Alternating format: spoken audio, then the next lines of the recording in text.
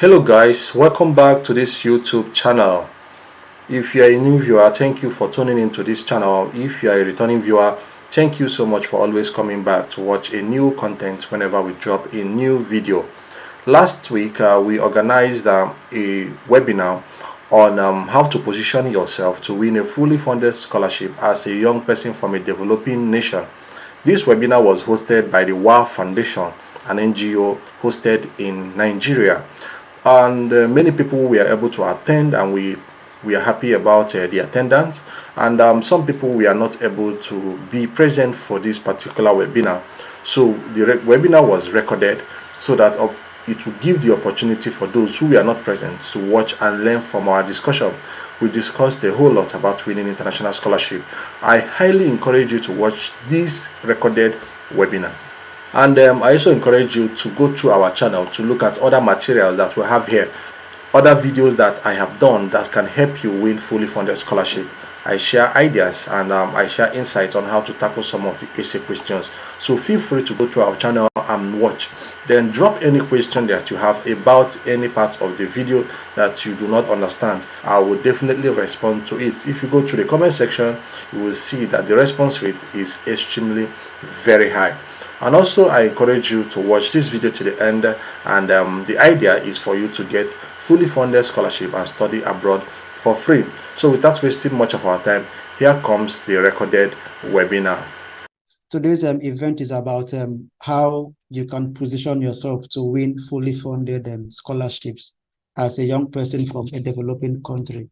So whether you're looking for scholarships in Europe, in Asia, North America, and the rest, whether you're currently an undergraduate student or you're a postgraduate student, or you're a new applicant to scholarship applications, or you are a seasoned applicant, or you've applied before severally, you want to gain one or two knowledges to add to what you have to enhance your scholarship application journey.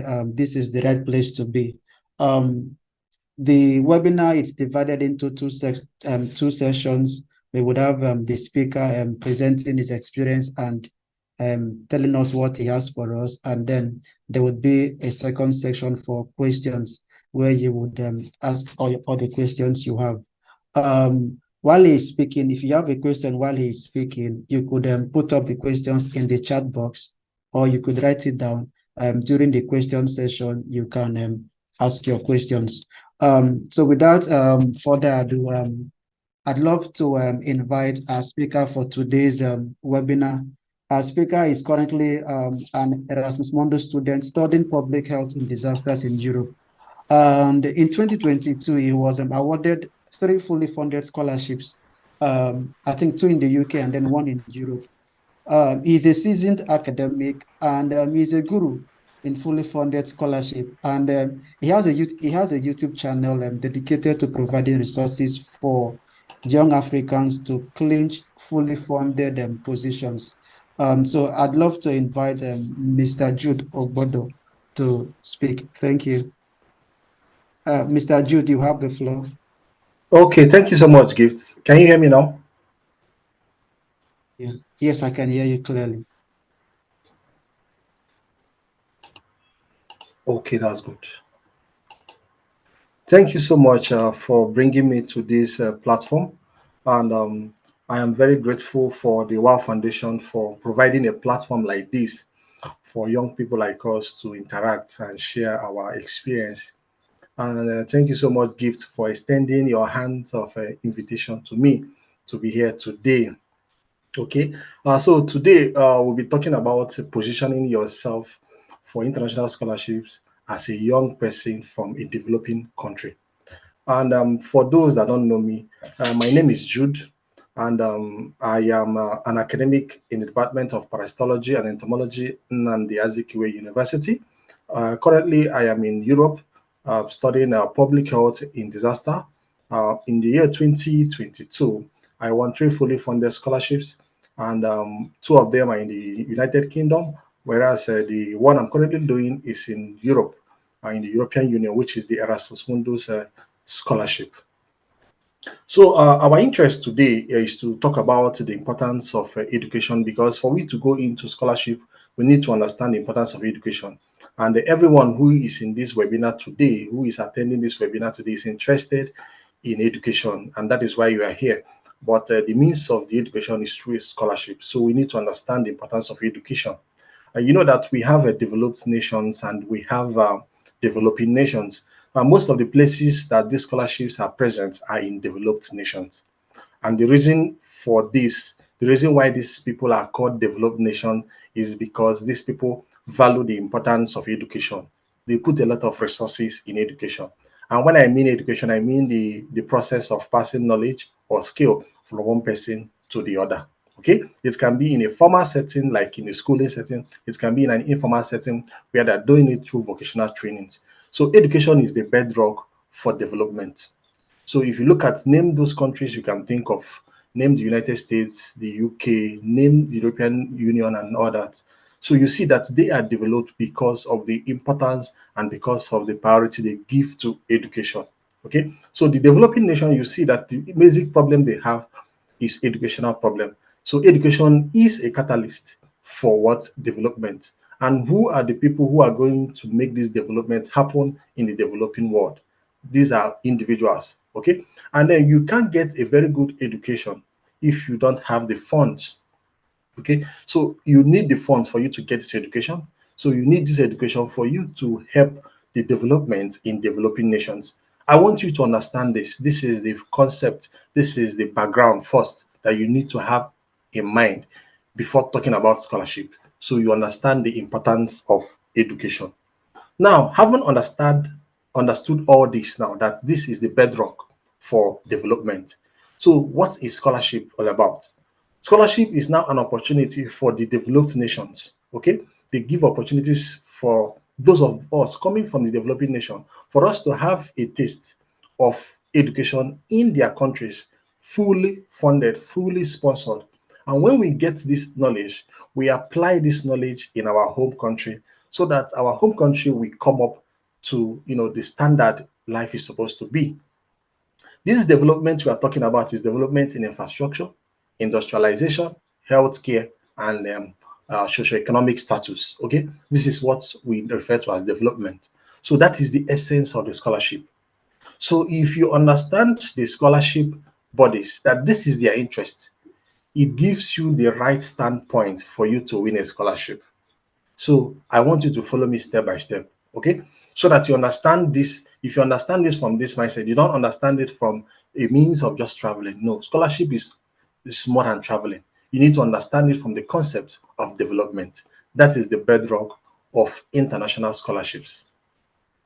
Now, let's look at international scholarships. International scholarships are wonderful. I am a strong advocate for international scholarship because I really am enjoying international scholarship as a person. Without scholarship, I won't be here. I can't study in Europe without a scholarship. I'm coming from a low income family, so I can't afford to study in these places. So I'm an advocate for people who are interested in getting good education across the world in developed nations. So these scholarships covered full tuition fee. So the tuition fee for example, for my program, the tuition fee is about 18,000 euros. Okay, 18,000 euros is a whole lot of money, and people from developing countries can't afford this. The equipment, the caliber of teachers that come to teach us, and all that. So these scholarships also give you travel allowance. So they cover for your flight ticket from your home country to the country where the study is going to happen, because they are interested in you gaining the knowledge so that you're going to be a bedrock of development when you get back home or wherever you are. These are the interests of these scholarships. So sometimes they also provide you with accommodation, and then sometimes they provide you with health insurance and a family allowance. For example, the DAT scholarship in Germany. So they pay your spouse. If you have a husband or a wife, they pay your husband or wife some monthly stipend so that you don't have to worry. You just have to pay attention to get the knowledge, get the skills, and position yourself for development at home. That is what they're interested in. So you look at the health insurance too, so you don't have to worry about your health. It's not an issue of that you are sick, you are worried how you're going to get money to take care of yourself, because these are some of the metrics that they use in defining developed nations and the underdeveloped nations. Okay, so you are fully covered. So you pay attention to gaining the skill. So I can't overemphasize the importance of international scholarships when it comes to the development of developing nations. So you as a young person who is here today, you are interested in scholarship, you have to understand this from this mindset. So when you understand this from this mindset, you have positioned yourself to win one for yourself and for your family. And once, trust me, once you win any of these international scholarships, you have opened doors to the world for yourself. So the whole world will welcome you because you are no longer a national citizen, you are now a global citizen. Okay? So prepare your mind for the work ahead. So let me talk about my personal experience. Okay, personally, I graduated from the university in 2015 from the Department of Parasitology and Entomology at Nnamdi Azikiwe University. Okay, so in 2016, I went for my national youth service. I started applying for international scholarships. So between 2016 and 2022, I've been applying for international scholarships, and I have been getting rejections. Yes, I've been getting rejections. I can't count the number of rejections that I've gotten over the years. I've gotten countless rejections. Because I graduated with a first class degree from the Department of Parasitology, so I assumed that getting a first class degree was all I needed to get a scholarship. I was shocked when I realized that this was not the case. In fact, I discovered this firsthand as a person. Okay, getting a first class is an amazing achievement, an amazing feat to achieve. Okay, I encourage you to get it. But scholarship, winning of scholarships is not just about getting a first class degree. There are a lot of things involved. Some of these things I explained to you earlier, which I will continue to talk about throughout this webinar. So because I didn't understand that, I was getting rejection mails. I was being rejected for international scholarships. Now, I started attending this type of webinar that you are attending now in 2020. That was when I started attending this webinar. So when I see webinar of past scholars who organize webinars online, I join, I buy data and then join this webinar and listen to them to hear what they were saying about scholarship. I started understanding what scholarship was all about. So I started building myself because I already had a first class and then understanding this, so I had an advantage. Okay, so you see what some of us are missing when it comes to scholarship. And then during this period, I was getting rejection during this year from 2016 to about 2021 that I was getting rejected. There are people with 2-1, second class upper 2-2. They were getting international scholarships because there is something they understood that I didn't understand, which is what I don't want you, which is the mistake I don't want you to make. Okay, so when I got the Erasmus Mundus scholarship, in the year 2021 first, I decided to increase the number of applications I made. I made about 32 applications. Please pay attention, please. I've made about 32 applications. When I mean 32, I mean 32 separate applications. That's a lot of hard work. That's a lot of determination. And you have to understand that. See it from that lens that this is hard work and this is an intentional hard work. So after the 32 applications, I got 27 rejections. So with the 27 rejections, they told me, some of them told me why they rejected me, and some of them did not. Okay. So out of that 27, out of that 32 application, I got 3 fully funded scholarship. So my first scholarship came in April 2022, which is the Erasmus Mundus Joint Master's Degree for Public Health in Disaster. That was my first fully funded international scholarship that I got. So this scholarship came in, and I was very happy that my effort paid off.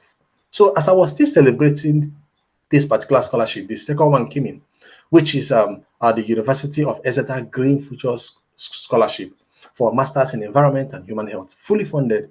The tuition fee is about £25,000, and the living expenses is over £15,000 and other benefits. So this one came 1 month after the first one. So the third one came, the University of East Anglia gave me scholarship, and the name of the scholarship is the Alan and Nesta Ferguson Scholarship at the University of East Anglia, which is also fully funded.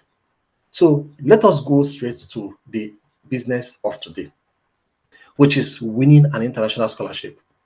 Now, winning an international scholarship, like I mentioned earlier, you need to understand what the scholarship is talking about. So first of all, if you are in if you are in secondary school, or you're in the university, or you have graduated, or possibly let's just maintain those who are still in the university, because this is the time where you can change the result or the class of degree you graduate with. Those of you who are in the university and you are listening to me at this moment, please take your academics serious. Take your academics very, very serious, and try as much as possible to get a good result. A good result. Yes, because you can't change your result if you have left university. If you have left the university already, I will still discuss what you can do to win this scholarship. But for now, let's talk about those who are still in the university. Please take your academics very serious. Pay attention to your academics. Get a good result. A 2-1, a 2-2, a first class, these are good results. Okay? Try as much as possible to get a good result. If you can get a first class, fine and good. If you can get a 2-1, fine and good. If it is 2-2, you were able to get at this moment, fine and good. Now you have to cultivate the scholarship oriented mindset. Okay, the scholarship oriented mindset, this is how it works. I explained it earlier. Scholarships are given to people who position themselves to help developing nations become developed. That is what scholarships are interested in. Okay, so as you are now, are you positioning yourself to be someone who is going to help developing countries become developed? So how do they know this? There are a lot of metrics to know this. And one of the metrics in with the scholarship bodies used to know those who are ready to make a change in their home country is about their academic achievement, their ability to do volunteering, and some other things like leadership positions and the rest of them. This is what they use to make this assessment. So understand that there are problems, there are so many problems in the world, so many of them. And this problem, the people who are going to solve this problem are the young people, who are the people in this platform today. The young people in this platform are the people that are going to solve these numerous problems. That is the scholarship mindset all of you need to have. Okay? If you look at America, these developed nations, look at US, look at UK, name them. 50 years ago, they were not as developed as they are today. In fact, there was a time some of us that are coming from Nigeria, our country was more developed than some of these developed nations, like UK. Some years ago, we had power, we had development, we had good education. In fact, there are people coming from UK to teach our people in Nigeria. They were because we had some good level of development. So the difference between these two nations currently is about education. So these are problems that you can identify. So the scholarships are available. The United Nations and so many other universities, so many other NGOs, so many other bodies are interested in putting money into individuals who have set themselves apart to put in development in the developing nations. So have that mindset. Scholarship is not about unquote japa. No, that is not what it is. So if you are interested in winning a scholarship, you have to be intentional. Okay, so you sit down and understand that. So you review different scholarships, which is the eligibility criteria. It's an important part of scholarship application. When you see a scholarship and you see this scholarship and you want to apply, you just jump into it and apply without understanding the eligibility criteria. You may just get rejected just like that, even though you have good profile, you have everything that you need. Some scholarship will tell you that they need people of a certain age range. For example, the Rhodes Scholarship in University of Oxford. They will tell you that the people that they need are people who are 26 years and below. As at the time I first heard of the Rhodes Scholarship at the University of Oxford, I was already 29 when I heard about the scholarship. So I was not eligible for the scholarship. Some scholarship will tell you that they need people who are first class only. So you need to understand the eligibility criteria of a scholarship and understand what the scholarship requires.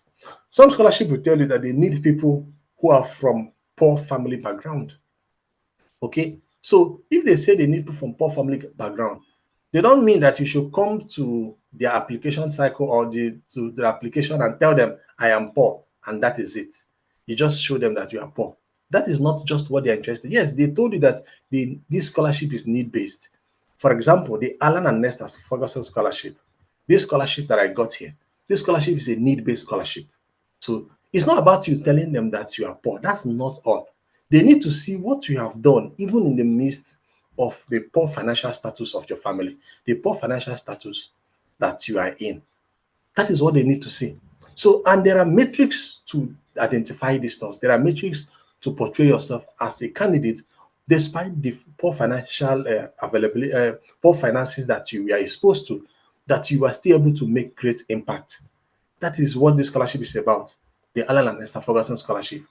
However, the scholarship like Erasmus Mundus Scholarship, they are not interested in whether you are from a very poor family or not. The Erasmus Mundus Scholarship is not interested in that. So you see that understanding the different scholarships and what they are interested in is very important. But what is common among all of them, including this, is that they are interested in people who are fully motivated to bring in development in the developing countries. Not just in developing countries, problems that are serious around the world. Some scholarships are interested in sponsoring highly motivated individuals. Highly motivated individuals who are willing to solve problems that are even not just affecting the developing nations, but the ones affecting developed nations. Okay, that is a good example of that scholarship is the Fulbright scholarship. The Fulbright scholarship are interested in smart people who are willing to solve problems of even the developed nations. Okay, so you have to understand what the scholarships are interested in, and but know that all of them are interested in solving global problems. So another thing you should do is to start very early. You are here, this is October, most applications have started, the Chevening Scholarship have started, the Commonwealth Scholarship have started, and so many other scholarships have started currently. The Erasmus Mundus Scholarship, most of the programs have started the applications. So you have to start early. Starting early is number one because it gives you opportunity for you to prepare your documents. Okay, and then you have to network with past scholarship recipients. You being here, you have done the most important thing you can do as a young person who wants to win an international scholarship. Being here shows that you're intentional about your growth, you're intentional about your career, and you really want to learn. And that is why you are here.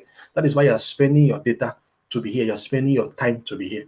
You would have been doing some other things by now. So you network with past scholars, people who have won the scholarship, you meet with them on social media, on any platform that you can meet with them. You meet with them, learn from their experiences. The way I am telling my story, some other people will tell their story in different platforms. There are different webinars going on online, on LinkedIn, on Twitter, and the rest of them. There are different scholars who are sharing materials, sharing their experiences. You learn from them. So their experiences will not be exactly with yours, but you learn a lot from the experiences and you avoid some errors, like the errors that I did when I was starting my application journey. Okay, so you also engage in volunteering. The WAAW Foundation is a good opportunity for women who want to become part of an NGO, part of a non-governmental organization doing very good things in the society. So if you're part of if you're a volunteer in an organization, it puts you on a very good platform for you to win international scholarships. Okay, there are so many NGOs, there are so many places where you can function. You can function in a cleanup exercise in your community as a volunteer. You can function in awareness campaigns in your community, in your church, in your mosque, in any of your religious worship places, anywhere that they are interested in the well-being of the community. So once you are an active member of these particular types of organization or these particular types of activities, it gives you a chance to win the international scholarship because the scholarship is about development. And when you are volunteering without being paid, when you are doing these jobs without being paid, it shows that if you are given a bigger platform, a bigger fund, bigger resources, you are going to do more. Simple. So you have to position. So when you see jobs that are, or when you see a tax that you are supposed to do free of charge, and this tax is going to help your community, maybe building ridges when there is flooding in your community, to build ridges to help prevent flooding from entering certain areas of the community. That is a volunteer work. Nobody pays you for that, but you are doing it because you are interested in the well-being and the goodness of your community. That is a volunteer work, and these are the interests of these scholarship bodies. So you have to position yourself and see yourself as that person.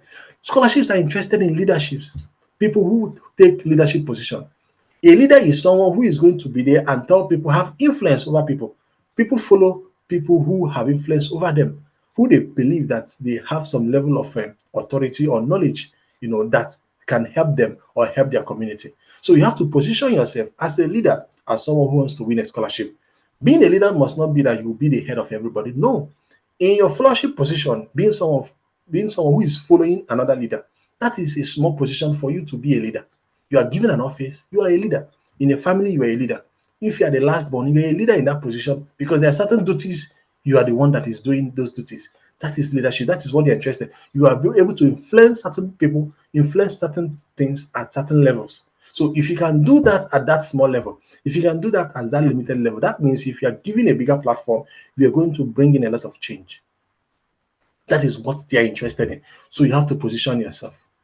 The people who have made developed nations what they are today are powerful leaders. Just coming with your policy. You say this should be education should be free for anybody between the age of 0 to 18. It's a leader that will make that policy and he will make it work. So when he insists on such policy, that policy is going to change a lot. Imagine a situation in our home country where education is free for everybody from age 0 to age 18. This is the things that is happening in developed nations. Here in Europe, you see everybody going to school. Currently, I'm in Spain, and in Spain here, education is free, especially for their citizens. We that are even immigrants, we have opportunity to study for free, and the cost of education is even very subsidized. Okay, so you see that those of them in primary school, basic education, for example, here is free of charge. This is a policy made by a leader. These are the type of leaders they are looking for, people who can make influence. So if you can make an influence and then you show that you have done it in your little closet, in your school, in your classroom, maybe in the marketplace, where you are doing your business, wherever you have shown that you can be a leader, you can influence policies, you can bring in positive change in that your small place, then you can do it in a large scale. You can do it nationwide. You can do it continent-wise. Okay? So understand that concept. Then the next thing you need to understand is English language test, the proficiency test, the IELTS and the TOEFL. This is one of the issues I had as a person. This test was worth about 80,000 naira as at last 2 years and thereabout. But it was difficult for me to write because coughing out 80,000 naira and then was a lot of, it was very difficult for me. Okay. So I found it difficult for me to, have the money to write this exam. But and then I was seeing some other scholarship that we are waiving this standardized exam like TOEFL and IELTS. So one of them, these three scholarships that I won, waived this particular test for me. Okay, they waived it. So it has actually affected the number of scholarships I could apply. So if you have the resources, maybe you are working or your parents are buoyant enough to spare you about 100,000 naira to write this test, please go ahead and write it. If you are someone with a 2-2, okay, you have a 2-2, this test can actually improve your scholarship chances because if you can prove to them that you have a good command of the spoken English, written English, you can listen and communicate very well in English and understand, complex terms in English, it shows that you have high intelligent quotient because trust me, this test is not a test just for English language. The TOEFL and IELTS is not just a test for English language proficiency. It's a test of your intelligent quotient. They want to see how smart you are. It's not just about speaking and understanding English. So when you write this test and you get a high band score, you can use it to show to the committee that you have a high intelligent quotient. This is your score. Forget about what happened at your undergraduate. You made a 2-2. A lot of factors would have happened there. Maybe financial issues, maybe trauma, maybe issues that are that are beyond your control. But currently, you can see that with my TOEFL score, it shows that I have a high level of intelligence quotient. I can be a great part of the team. I can be a great part of an individual who you can fund and sponsor, and I will bring a lot of good and a lot of reputation to your organization. That is what they are interested in. So writing this TOEFL or IELTS improves your chances. I missed a lot of scholarship because of this. For example, the OKP scholarship in Netherlands, I was rejected just because of this test. I had a very good grade. I had a very good motivation letter, good documents. Everything was sound. They told me that they rejected me because of this, and they were even kind enough to tell me. These are one of the few scholarships that told me why I was rejected. Even they even gave me time to write the test and submit, but I couldn't write it at that moment. So these are some of the issues you can have. So if you have the chance, if you have the funds, if you have the opportunity, please do well to write these tests. Okay, prepare for them, go for them, write them, and you will set yourself up for success. So another thing you understand when applying for scholarship, there are documents that are gold standard when it comes to applying for scholarship. Normally, you know your CV is there, the motivation letter. This is an important part. Okay, I don't want to talk about the CV much. I want to talk about the motivation letter, but I'll talk about it briefly because on my YouTube channel, I have a good video where I describe this motivation letter explicitly, but I'm still going to touch it here so that you understand everything I'm talking about.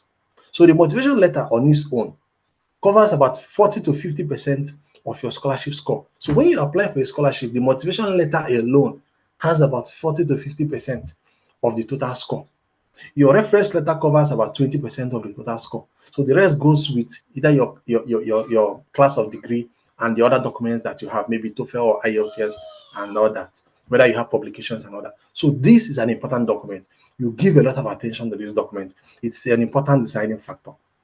So when writing this document, I decided to divide it into four. This four gives you a clarity, gives you enough clarity about what scholarships is all about. So the first part is that you introduce the statement of the problem. The statement of the problem is the issue that you are interested in. The issue the scholarship is interested in solving. So if a scholarship is, for example, a scholarship is interested in, let's say, climate action. For example, the MasterCard scholarship, the current MasterCard scholarship going on at the University of Cambridge, at the University of Edinburgh, and so many other, top-notch universities. These scholarships, these MasterCard scholarships, is interested in climate action and sustainability development. So your statement of problem is going to come from the angle of someone who has seen the issues and the problems caused by climate change and the issue caused by sustainability development. So the absence of sustainability development, the problems that it has created. So that will be your statement of problem. For example, those of us into infectious diseases and those of us in public health, malaria can be an issue. We know how important and how malaria is causing a lot of problem in our home country. So it becomes a statement of problem. The number of people that have been killed as a result of malaria. And you know that the healthcare system, the level of health the individuals have in a particular society, is a metric used to identify a developed nation from a developing nation.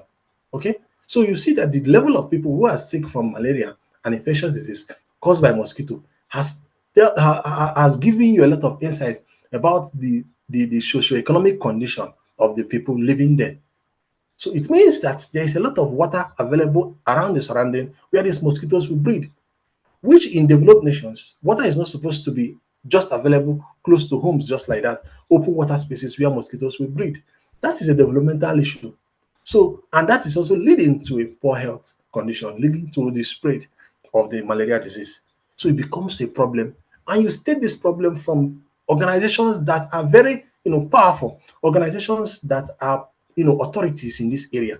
You state them that this organization like the WHO, this organization that like the United Nations, in your field in engineering, you can state that if there is a problem that maybe civil engineering, the type of houses they build in this area, the type of materials they use, it can be a problem. There are problems around the world. That is what your statement of problem becomes. So I stated this earlier in case you are interested in some of these things. It's on my YouTube channel. So you can actually watch them and have a clearer idea. So now you now go to how will this program help you in solving this problem? So if you are going for, you just mentioned malaria as a problem, and then you are going for a program like MSc in business management, it doesn't make sense. MSc in business management cannot help you solve problems that have to do with malaria in Africa. You see that? So you have to go for a program that is related to the problem you have identified.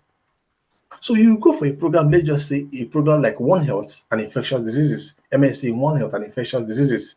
It becomes your MSc program. So you state, how will this program help you solve this? You will now mention some of the things you know about the program, some of the courses the program will teach you, some of the skills you will learn while you are doing this program, some of the powerful lecturers that are there. These are the things you need to understand. You now go over to the extracurricular activities that you're going to do. Apart from the academic work, you also do extracurricular activities because these extracurricular activities are also part of the ways in which you build your networks and also help you to solve the problems of malaria in your home country because you can't solve the problem alone. You have to work with people. Okay. So in the third paragraph, you now mention why the scholarship should choose you. You have mentioned the problem. You have mentioned how the course will help you. Why should we choose you for this scholarship? Yes, why should we choose you? So you have to sell yourself. Do not tell them that, see, oh, I am a first class graduate. I am a 2-2 graduate. I am a graduate, or whatever. I have a 3.0 CGPA over 5. Okay, I am the top 10% in my class. So if you have a class of 100, you are among the first 10 when it comes to academic prowess. You mentioned that is why they should choose you. You're also a leader and you have done volunteer works.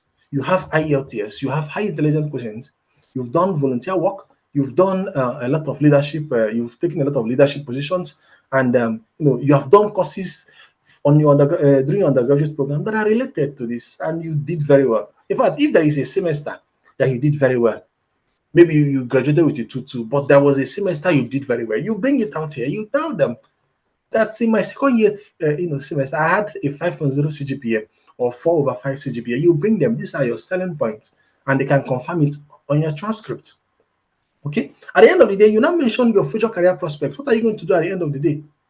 So when you finish and graduate from this program, what are you going to do? That's exactly what they will see there. And what you're going to do must be in line with solving the problems of malaria or the problems you stated earlier. It is very important. This is the interest, and this is the way problems are solved all over the world. This is the template that are used to solve problems. When you identify a problem, you must identify a solution, and then you must make the such the solution is viable. That is how we do research in sciences. Okay, we do observation and understand what is happening. Then we understand what is happening very well. Then we provide solutions and test the solutions to see if they are viable. So whatever solution you're going to bring in when you are talking about your future career, prospect, you must make sure they are, viable. You must make sure that they are achievable, they are feasible. You don't just bring in, career prospects that are not feasible. Okay. So you now go over to talking about your experience as a person from developing nation, which is part of the story you're going to tell in your motivation letter. Okay, so you have to demonstrate and show them in your CV that you are committed to community service. Community service is the bedrock of development. The whole infrastructure all of us are enjoying in developed nations are products of community service done by people. So they are products of community. So you can't remove community service. When you don't do things for the good of the community, a nation becomes underdeveloped. A nation becomes still, still as a developing nation. That's the issue. So then, but there are challenges when it comes to scholarship application, which some of you have experienced as individuals. Many of you have experienced these challenges, including myself. So, and these challenges, I'm going to talk about it and then explain how you can overcome some of them.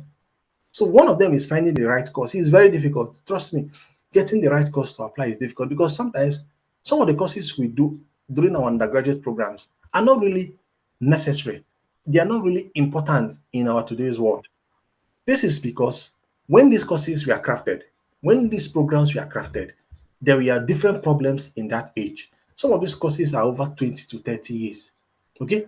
When these programs were crafted, the problems have been resolved. There are new problems we have currently, and these new problems are the basis in which the new current master's program are structured to solve. So it becomes difficult for you to align yourself from somebody who did bachelor's in history, for the person to align itself to a master's degree in international development. It becomes a problem. So we don't do some certain programs in our home country, which is understandable. So it's a challenge. But I'm here to tell you that it should not be a problem for you. So whatever background program you did, biochemistry or thereabout, whatever program you think you did, look at your course curriculum very well from your year one to your final year and look at these courses and see how it tallies with the program you want to apply for. Look at what you are passionate about, the problems you think you want to contribute to the solution in your community, and then look at the broad subject it belongs to. Okay, so that is an important part. With that, you'll be able to connect the MSc program that you are doing or the MSc program that you want to go for very well. I did parasitology and entomology during my undergraduate program, but my experience showed that I have interest in studying public health in disaster because I connected my background very well with my MSc program. We don't do public health in disaster at an undergraduate level in our home country. We don't do that. So you have to sit down and understand it. Some of the programs that we did as an undergraduate had a linkage with the program I'm currently doing, and that is the basis in which I selected this program, and also my experience as an individual during my internship and all that. So you have to pay attention and do this. This is a challenge, and you have to solve it. So the program you applied for scholarship A will not be the same program you apply for scholarship B, because these scholarships have different interests. All of them geared towards development, but they are different. So they will tell you in this in the maybe University A, we are sponsoring people who are doing masters in climate action, masters in sustainability development, masters in forensic science, these three. And that's all. If you apply to any program outside these three that they have stipulated, you're not going to get a scholarship. Sometimes people make this type of mistakes. I have a video on my channel where I talk about some of the mistakes people do, and then they get rejected on international scholarships. Now, securing suitable referee, getting a referee is a problem, and is a challenge for a lot of us who are applying for scholarships. So I had the same challenge as an applicant, and a lot of us I know we still have the same challenge till date.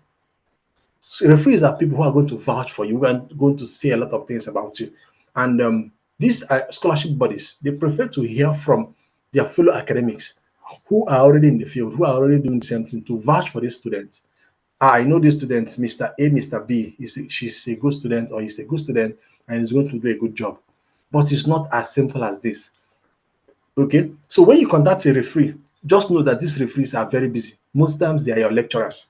They are very busy. They have students running across, coming across them every now and then, and they've taught a lot of students over the years. As an academic, I understand this very well. So I understand this from the concept of being a lecturer and the concept of being from the perspective of a student too. Okay, so you need to understand that these lecturers don't actually know you individually, and you don't need to know them personally. So if there was a lecturer you liked his or her method of teaching, if there's a lecturer you got A in his or her course during your undergraduate, put a call across to them, put a text message across to them. Hello, sir. I want to use you as my referee for a particular application I want to make. Will you like me to go ahead? The person will respond. Don't feel bad that you have not been in communication with your lecturers over the years. You have graduated from the university fine and good 10 years ago, 5 years ago, 3 years ago, 2 years ago. You must not be in contact with them. You must not be on quote in good relationship with them. Okay? They have their business they are doing, they have the job they are doing, and you have yours. So you just reach out to them respectfully, asking about their welfare, and then go straight to what you need and explain things to them. They understand that perfectly. So don't feel bad about it. So when you tell them, and then you also give them time, because they are human beings, they have their own work, they have their own life, and they have everything going on. And they are doing the same thing for other students, not just you. Okay, so you give them time. That is why you inform them early. It's a challenge. Sometimes you inform them, they forget. So you keep on informing them until they are able to give you the recommendation letter they need. Sometimes you can just collect a generic recommendation letter so that you don't have to be bugging them every now and then. Okay, so you collect a generic recommendation letter that explains, about you very well. On my channel, my YouTube channel, I discussed this very well. The content of a good recommendation letter. You can take your time and watch it, so you know what should be there, what the referee should talk about. It is not just saying, "I know this student, and this student is a good student. She's smart. She's this." It's not about that. If you write that, you are likely going to get rejected. You're likely going to lose the 20% of the mark that comes with recommendation letter. So another issue that students also have and applicants have is the application fees. Application fee is a problem. I face that personally. In fact, I didn't pay any application fee during my times. In fact, when I see an application that has an application fee, I just skip it. Yes, that was a problem for me. Imagine I couldn't even write IELTS during that time. Is it application fee that I will pay? So it was a big problem and it was a challenge. So most times I send emails to these universities. For example, the universities in the United Kingdom do not have application fee, most of them. But if you apply to the US, most of them have application fee.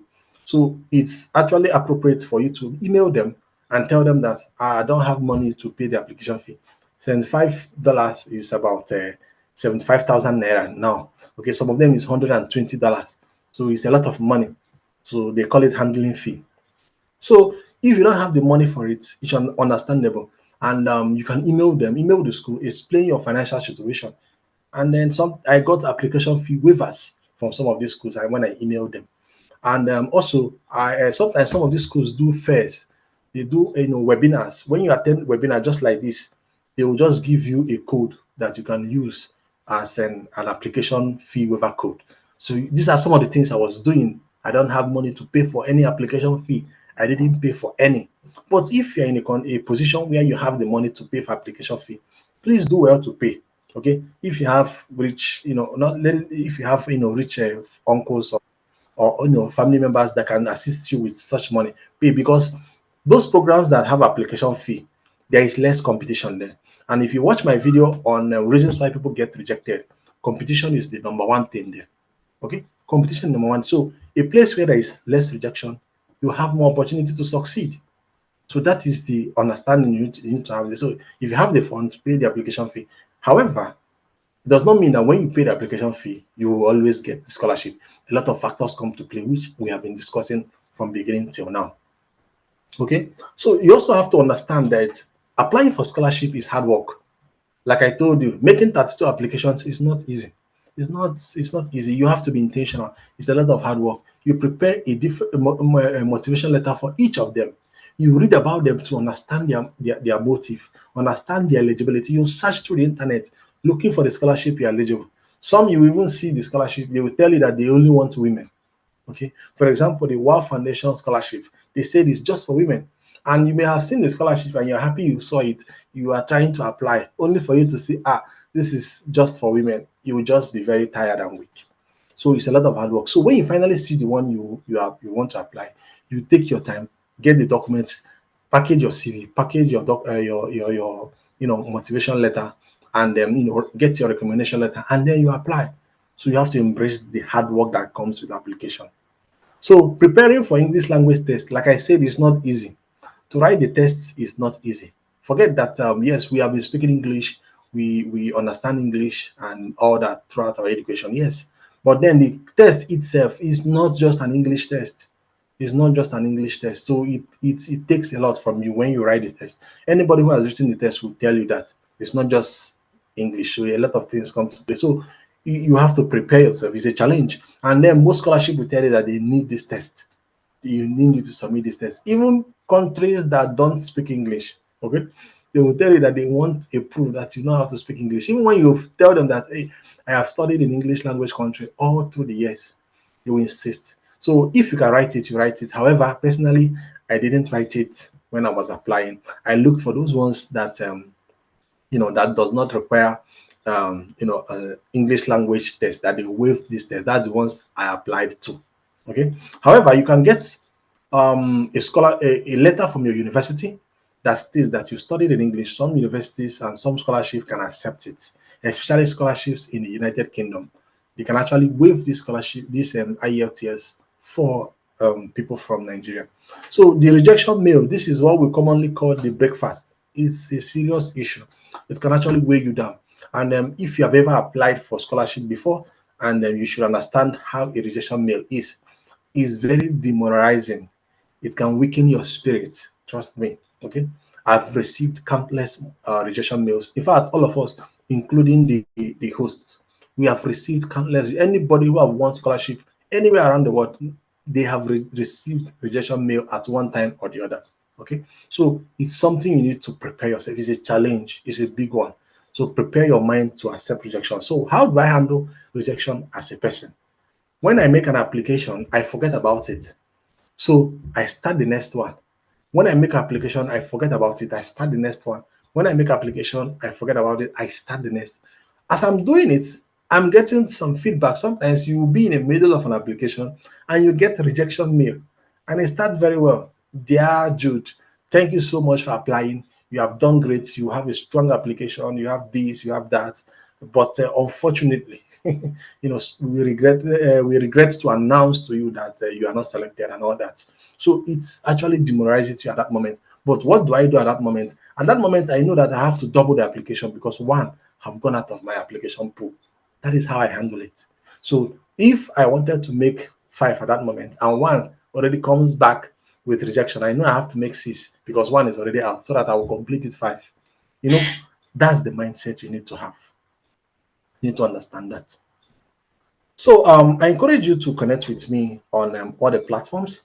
And this is my YouTube channel, Grace and Jude Obodo. I have a lot of files, a lot of materials here where you can, watch and know how to apply for fully funded scholarships. And you can drop your questions in this my YouTube channel, and I'll be there to respond to you. Okay, so take time to go through my channel, watch some of the videos, and then have an idea so that you will prepare yourself to win the scholarship. Scholarship is amazing, trust me. It changes everything about you, it changes the trajectory of your life, and opens the entire globe to you.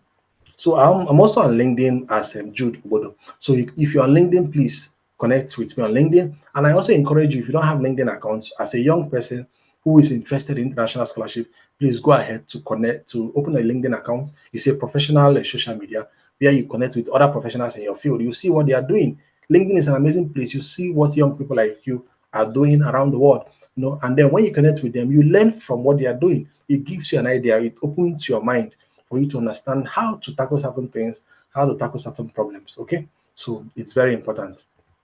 And I also want to thank the organizers of this team of this particular webinar for bringing me to this webinar for me to discuss these important issues with you. These are the steps of applying for a scholarship. This positioning that you can do for yourself to win international scholarship. That it is not an easy task. It is not a one size fit them all. It's a combination of a lot of factors. So I encourage you to be ready for the hard work, to be consistent, and to face your academic journey very serious. And I also want to thank especially the WAAW Foundation and thank Mr. Gift for the invitation. And for you, the audience who have listened to me to this time, thank you so much for paying attention. And I'm actually willing to take your questions. Any question that you have, you can drop it and then we will tackle it here and now. Thank you so much. All right. Thank you so much, Mr. Jude. I mean, you've done a great work in unmasking some of the difficulties applicants do have in scholarship applications, and then you've also exposed us to some of these things that we may not know during scholarship applications. You've said a lot. You've said a lot. Thanks so much. It's time for questions. I would do this. I would take the questions first from the chat box. Mr. Jude, if you can hear me, I will read. Yes, I can hear you very well. Okay, that's fine. So I would read out the questions to you, or if you can see the chat box, I think you can even access the questions directly. Can you? Okay, I've stopped sharing. I think I can access it now. Yeah. So you can take the questions from the chat box, and then I know definitely we have lots of questions after the chat box, and then you can take questions from the mics. Okay, I saw the first question from Hannah Bright, right? Yes, that's the first question. Okay, good. Let me read it out. I studied political science and public administration at UNIO Nigeria. Graduated with a CGPA of 3.22. I get. Can I get international scholarship? Yes, you can get international scholarship. And if you listen and pay attention, you will discover that people who are getting international scholarships are people who follow a broad range of, process. It is not just about the CGPA. I told you, getting a first class for me was not the only thing that they needed for scholarship. Is one of them, but not the only thing. So if you follow the process I mentioned earlier, if you follow the steps I mentioned earlier, you can get scholarship in any field. Okay, you can get scholarship, and public administration is an important part of it's an important part of the management sciences. So you can get scholarship if you try. And will there be any form of assistantship or guidance provided after the webinar? Of course, if you go to my YouTube channel, Grace and Jude Obodo, I offer assistance and guidance to all the people who watch and comment on the video. And if you have any confusion in any part of the video, I'm always there to assist you. Okay. And the next person, please don't mind me if I don't get the pronunciation of your name. Saeed Abbasin. I have a question. Does the rank of the university I'm applying for the scholarship matter? Let me handle this. The rank of the university you're applying for does not matter. Okay? So the idea is, do they have scholarship available? If they have scholarship available, fine. Do you meet did you meet the eligibility criteria? If you meet the eligibility criteria, you apply. This ranking is just how the university is seen globally. That is what the ranking is all about. How the university, that is not your business. The only place where you use the ranking of the university is when you're writing your motivation letter. So, and they ask you, why do you want to do this course in this university? You can now mention that this university is highly ranked. For example, the Oxford University is the number one university in the whole world. So I want to be a part of the Oxford University as one of the persons who attended the best university in the world. That is where ranking comes in. Apart from that, it's not your issue. Now, okay, if the rank is not high, but the university is in a good country, provide its students with resources that they need to excel academically and professionally. Should I care about the university rank that much? I am asking for undergraduate level. Like I said earlier, that's not your business. Don't care about that. The issue there is that the university is in a developed country and you're going to be funded to study in that country. Okay, that's the most important thing, the funding, that you are going to be funded, because if you study in these places and you don't have scholarship, it's a lot of hard work. You work and you study, it's a lot of hard work, it's a lot of stress, and most times you don't get the best from it. You don't even get the best, you don't even understand what they are teaching. Most times you're interested in how you're going to pay for the tuition fee and all that. Please don't worry about that. Okay, shortly, let me add to that, Jude. Okay. So the ranking of a school, it doesn't really matter, as long as the school is in a developed country. It doesn't matter. I will take myself as an instance. For the Erasmus Mundus programs or scholarship, you get to study in different schools. The reason they want you to study in different schools is to observe the different level of knowledge and the different culture. For instance, I'm studying in four different institutions for the four different semesters, and all these institutions are ranked differently. Two of them are ranked in the top 100 schools globally, and then one is ranked top 500, and then one is ranked top 1,000. But then I can tell you for sure that um, visiting these schools or studying in these institutions, I have not observed a stark difference in their level of teaching, research approach, and even facilities. So as long as the school is in a developed country, I'm telling you, it doesn't Very really correct. matter. Yeah. Thank you. All right. Thank you so much, Gift, for adding that. Yeah. So the next question, um I can't see the next question. Okay. How do we even know which test to write between IELTS and TOEFL? Please, you can write any of them. If your TOEFL is a test that is organized by a US company, whereas the IELTS is organized by the British. Okay, so that's the basic difference. So, but most of the schools, either in Britain or either in UK or in US, they accept either of them. But make sure it is not an online exam. Make sure you go to a physical center to write your TOEFL or IELTS exam. If you write the online exam for either TOEFL or IELTS, many scholarship will not accept it. Some will accept, some will not accept. Please, it's very important. Okay, I hope I was able to answer that. Let's see the next question. Any institution in the world accepts both? Okay, you answered that, Gift. Thank you so much. And let's have okay. Just a reminder. Okay, I have a premium breakfast. Okay, in February. Okay, sorry about that, Hannah. Thank you, very important topic. Please, can you share with us? Okay. Thank you very much for this important topic. Please, can you share with us websites where we can be receiving information about scholarship training? Yes, if you go to my YouTube channel, I have a list of websites that share scholarships there. Okay, and you can subscribe to these channels, and you'll be getting alerts on your phone through your email, so that you know when a scholarship is open, and then you can apply for it. There are so many of them. I discussed it in a video on my YouTube channel. And one of them is opportunityforafrica.com, and the rest of them you can find it there. Okay, I'm looking for other questions.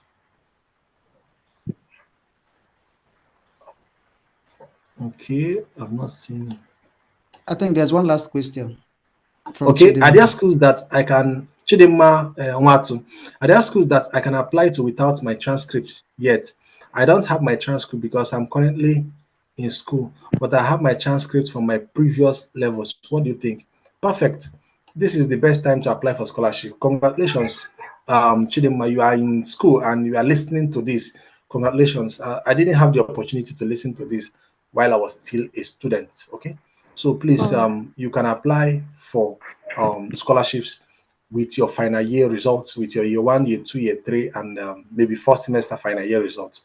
It is called academic record, so you can use it.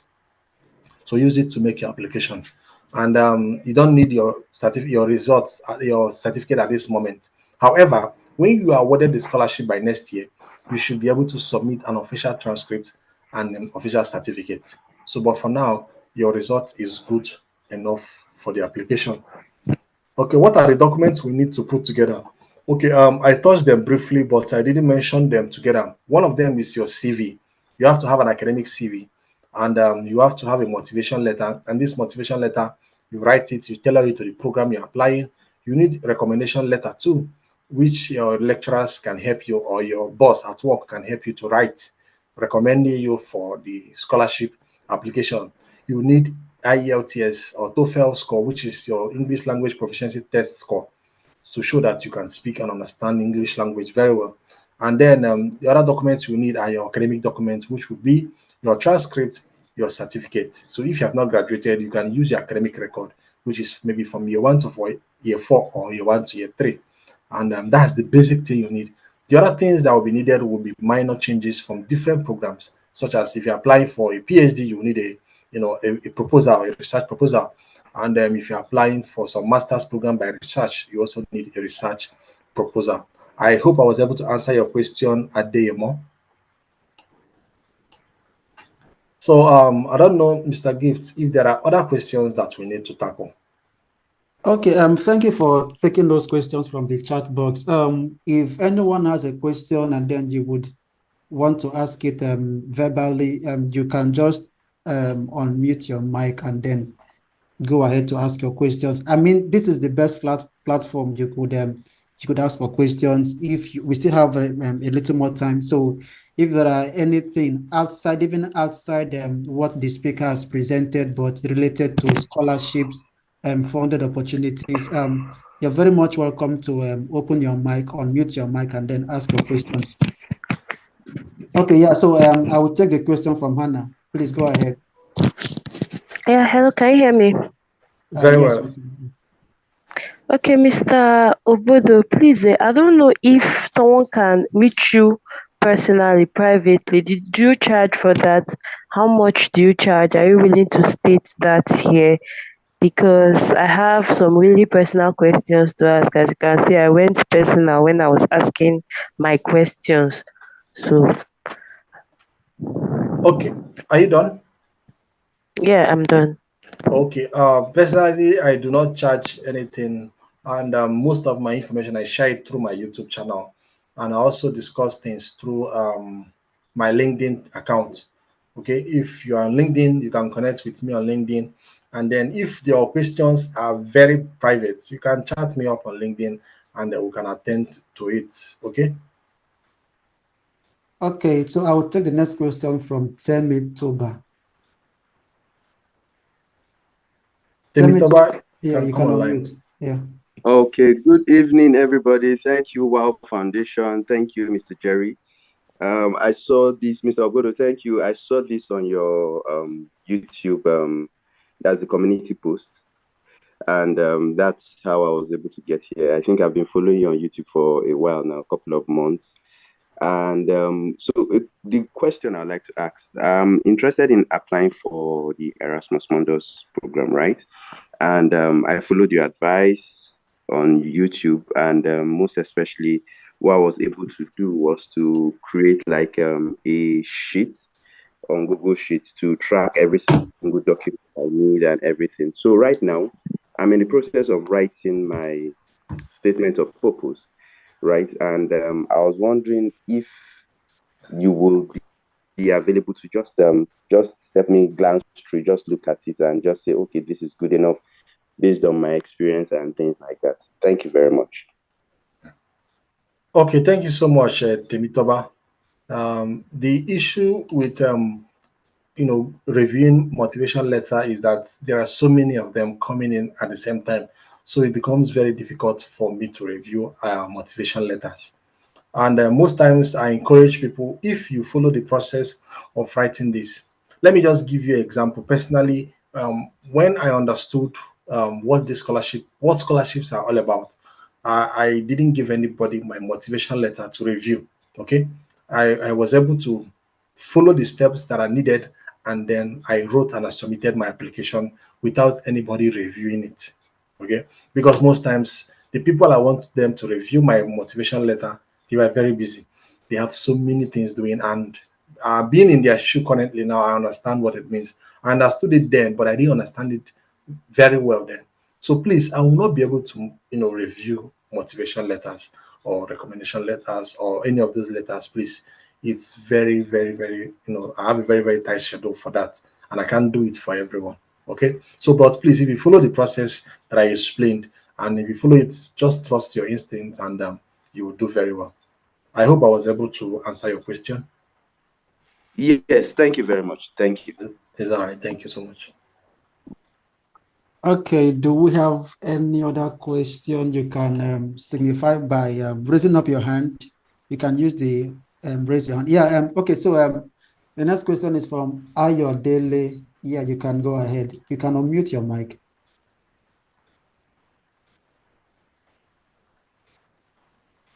Ayodele, come in. Ayodele, I think you've been unmuted. Can you go ahead? Thank you. Can someone else come in? Maybe he's busy.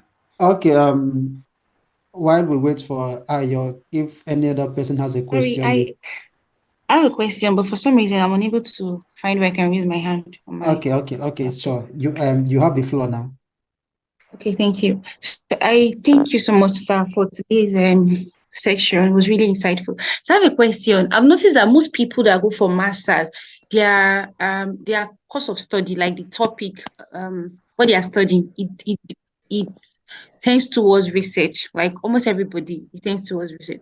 So it makes me wonder if people can actually go for masters on other topics that, like, you pick a course of study that is not into research. Like, I'm into software development, and most times I want to do masters in that field, but then I hardly see people that are into that.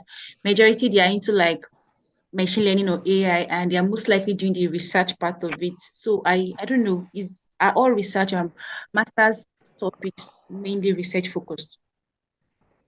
Okay.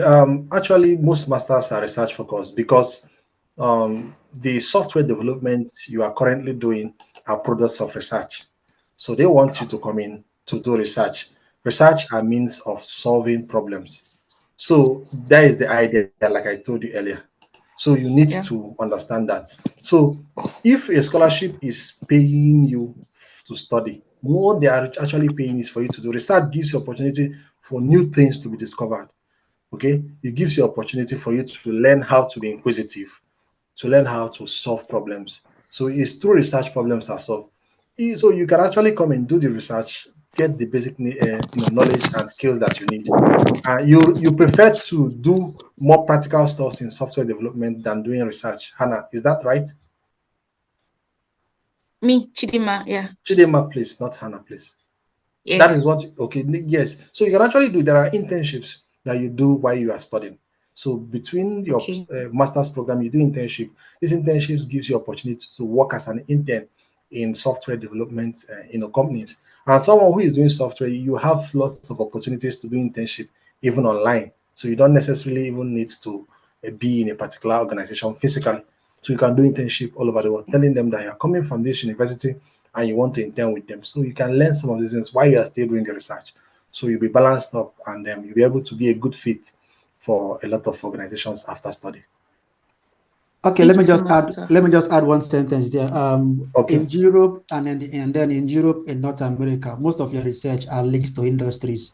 So because most of the research down here in Europe, they are funded by, most of them are funded by industries. So they want to see what research can you do that is applicable in industry. So that's what most research here is all about. So whatever research you're doing, whether for your master's or PhD, at some point it links to industry. So it also has industry applications. The next question, I think Hannah, Thank you very much. yeah, you're You're welcome. welcome. Hannah, I can see your hand. If it's Okay. a question, you can go on. Yeah, thank you very much for the opportunity. You mentioned that it doesn't even matter if you did not study a STEM course during your undergraduate studies, if I got you correctly. Um, I don't know. Since I did political science, is it then possible for me to do a health course at the master's level and see how to connect it? I really don't know. What program did you do as an undergraduate? Political science, public admin. And you want to switch to health courses? Yeah. Is it possible? Yes, it's possible. The simple thing for you to do is you really need to be motivated. Can you mute your mic, please? Okay, thank you very much. Okay, the first thing you need to do is that you need to be highly motivated first, and then decide that it's going to be challenging, but you want to do it. Then you can take up online courses that are related to health on Coursera, on Udemy. Do these courses, gain a lot of certifications from them, attend courses on or maybe webinars that are related to health, understand some of the basic things that deal with health courses. Now choose courses that are more of social health, social science related health courses. You can do courses like public health.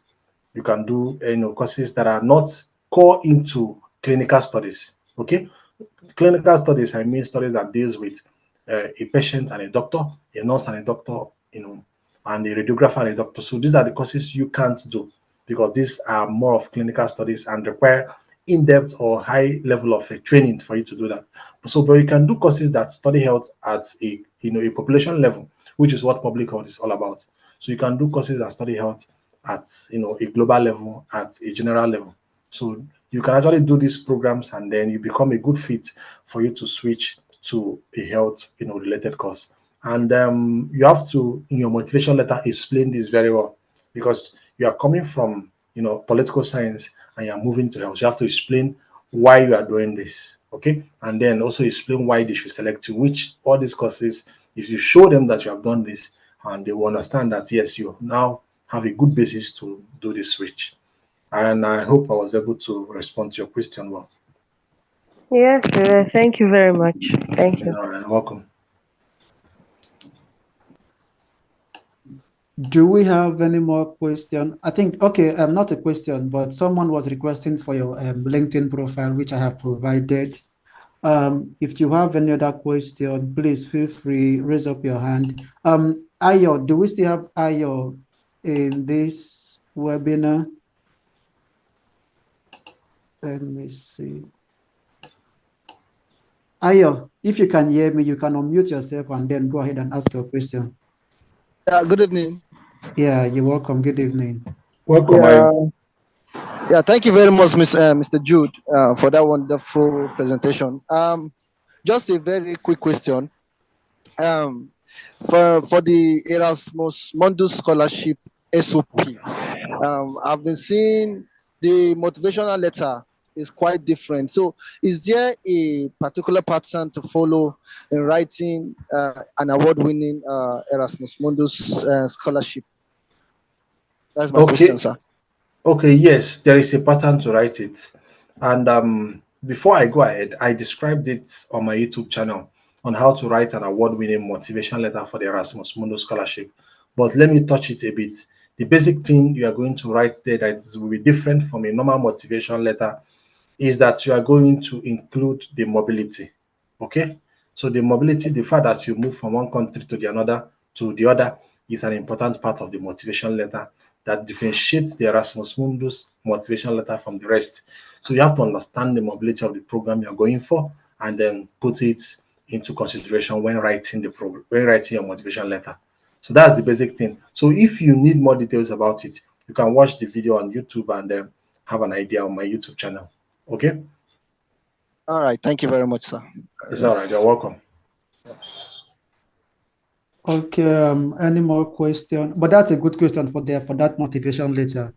Even though too, it's quite different for Erasmus, for Commonwealth, for Chevening. Yeah. So for most scholarships that you would apply to, they would inform you what you need to include in their motivation letter. But there are a few things generally that you need to include in a motivation letter. If you watch the YouTube videos from Mr. Jude, he has done good justice to that, dissecting it very well. And then also too, please pay attention.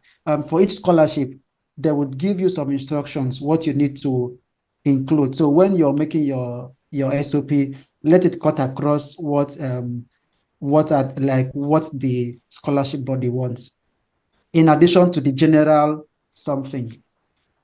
Do we have any other person who wants to ask a question? Please signify. You can also put your question in the chat box. Are there any other question? Okay. So I would take it that we've all heard what the speaker has dissected for us this evening. He has done a great work. Please, will this video be made available at the end, the full video? This section. Yes, I would speak with Sakirat on that. If it would be available, and then it would be shared, I suppose. Sakirat, if you're there, can you comment on that, please?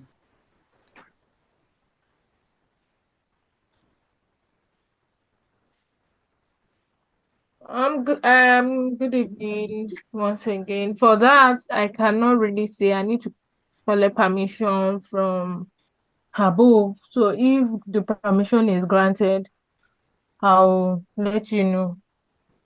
Hopefully on Monday. Okay, thank you. Hope that works. Sorry, how will you let us know? Well, are we dropping email also? How can we communicate with us? It's interesting, and we would like to at least listen to it again and Am I again. not hearing again? Yeah, hello? Can you hear me? Yes, I can hear you. Okay, the speaker is asking how they will know when you get approval to release the recorded video. We can post it on Mr. Ju's account if that is fine. Okay, so you what can will just happen? check his YouTube video, his YouTube channel. Okay. You can forward it to me, then I'll post on my YouTube channel then. Yes. It's all right. Thank you. I'll let you know by Monday. It's all right. Okay, Thank you that's so a much. good one. That's a good one. Thank you so much. It has been an insightful and wonderful session. Myself also, I've learned one or two things from Jude. Jude is a seasoned academic, and like I said at the start of this webinar, he's a guru when it comes to to scholarship applications. For someone to have won 3 scholarships in 1 year, I mean, he's very good. So he has Thank you so done great. much. Yeah, you're welcome. He has done great justice and in explaining this thing to us. But one thing I would advise the participants when it comes to scholarship, it's a marathon something.